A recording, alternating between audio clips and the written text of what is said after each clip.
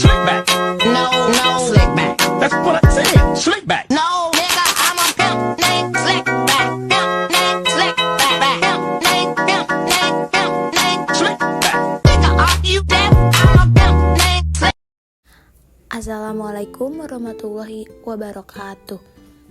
Perkenalkan, nama saya Elda Melisa, mahasiswa dari Universitas Terbuka dengan NIM 857220036 dengan mata kuliah komputer dan media pembelajaran. Di sini saya akan menjelaskan materi tentang kemampuan pemahaman dasar tentang ekosistem. Kemampuan pemahaman dasar tentang ekosistem. Yang pertama ada pengertian ekosistem. Ekosistem merupakan suatu sistem ekologi yang terbentuk oleh hubungan timbal balik yang tak terpisahkan antara makhluk hidup dengan lingkungannya. Ekosistem sebagai suatu tatanan kesatuan yang secara utuh dan menyeluruh antara segenap unsur lingkungan hidup dan saling mempengaruhi. Ekosistem sebagai penggabungan dari setiap unit biosistem. Pengertian ekosistem menurut para ahli yaitu yang pertama ada menurut A.G. Tensley tahun 1935, ekosistem yaitu suatu unit ekologi di mana di dalamnya terdapat struktur dan fungsi. Yang kedua, menurut Woodbury tahun 1954. Menurut Woodbury merupakan tatanan kesatuan secara kompleks di sebuah wilayah yang terdapat habitat, tumbuhan, dan binatang. Yang ketiga, ada menurut Odum tahun 1993. Seperangkat unit fungsional dasar dalam suatu ekologi yang di dalamnya tercakup organisme dan lingkungan. Lingkungan dalam hal ini yaitu lingkungan biotik dan abiotik, di mana di antara keduanya kemudian akan saling mempengaruhi. Yang kedua, ada komponen ekosistem.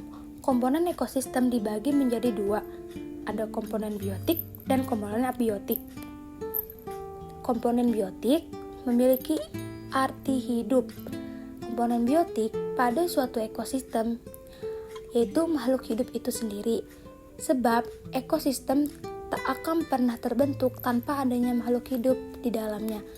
Keberadaan makhluk hidup membentuk suatu rantai makanan dalam suatu ekosistem. Sedangkan komponen abiotik yaitu komponen yang tak hidup. Komponen abiotik adalah komponen yang terdiri dari benda-benda bukan makhluk hidup tetapi ada di sekitar kita dan ikut mempengaruhi kelangsungan hidup. Selanjutnya, ada contoh komponen biotik.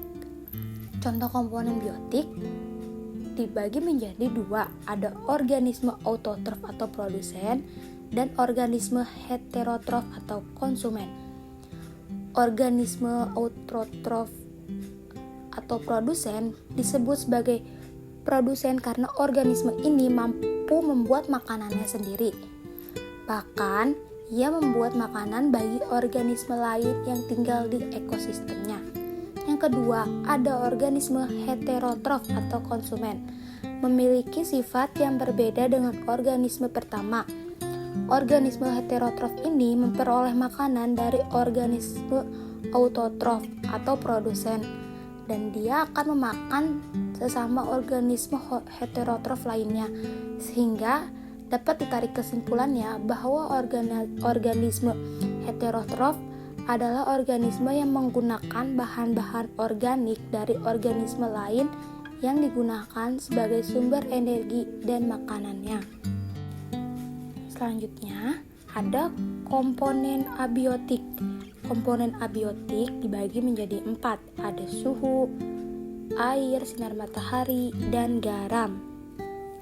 Yang pertama ada suhu. Proses biologi dipengaruhi suhu. Mamalia dan unggas membutuhkan energi untuk meregulasi temperatur dalam tubuhnya. Yang kedua ada air. Ketersediaan air mempengaruhi distribusi organisme. Organisme di gurun beradaptasi terhadap ketersediaan air di gurun.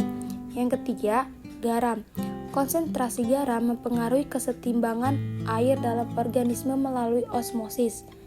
Beberapa organisme terestrial beradaptasi dengan lingkungan dengan kandungan garam yang tinggi. Dan yang keempat ada cahaya matahari. Intensitas dan kualitas cahaya matahari mempengaruhi Proses fotosintesis. Air dapat menyerap cahaya sehingga pada lingkungan air, fotosintesis terjadi di sekitar permukaan yang terjangkau cahaya matahari. Di gurun, intensitas cahaya yang besar membuat peningkatan suhu sehingga hewan dan tumbuhan tertekan. Selanjutnya, ada interaksi antar komponen ekosistem. Interaksi antar komponen ekosistem dapat merupakan interaksi antar biotik dengan biotik ataupun biotik dengan abiotik. Jenis interaksi antar komponen ekosistem ada 3. Yang pertama, interaksi antar organisme, interaksi antar populasi, dan interaksi antar komunitas. Interaksi antar organisme dapat dikategorikan yaitu netral, predasi, paratisme, komensalisme, dan mutualisme. Interaksi antar populasi terdapat 2 jenis, yaitu alelopati dan kompetisi. Yang ketiga, ada interaksi antar komunitas, kumpulan populasi yang berbeda di suatu daerah yang sama dan saling berinteraksi.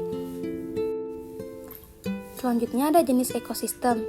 Jenis ekosistem ada 2 macam, yaitu ekosistem alami dan ekosistem buatan. Ekosistem alami yaitu ekosistem yang terbentuk karena pengaruh alam sekitar dan bukan karena campur tangan manusia. Ekosistem buatan yaitu ekosistem yang dibentuk oleh manusia. Di sini ada contoh ekosistem alami yaitu ada gunung, laut, dan sungai. Sedangkan contoh ekosistem buatan ada sawah, waduk, akuarium. Saya harap kamu bisa mendapatkan pengetahuan yang berguna dari presentasi ini. Terima kasih. Kurang lebihnya mohon maaf. Wassalamualaikum warahmatullahi wabarakatuh.